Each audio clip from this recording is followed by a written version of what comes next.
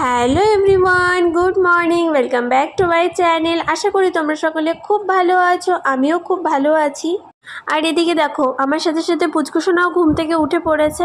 আর ও ঘুম থেকে ওঠার পর প্রত্যেক দিন আমি এভাবে ওকে আদর করে দিই, আর ও প্রচুর খুশি হয়, আর আমারও খুব ভালো লাগে।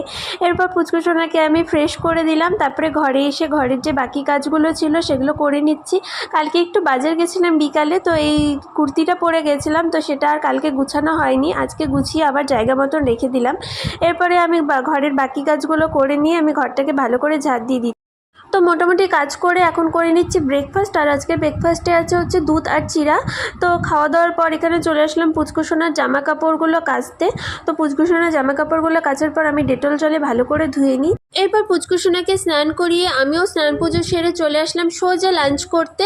তো আজকে ডিমের ঝোলটা আমি রান্না করেছি, আর সত্যি বলতে খেতে ভালোই হয়েছে। তো চলো খেতে খেতে আজকে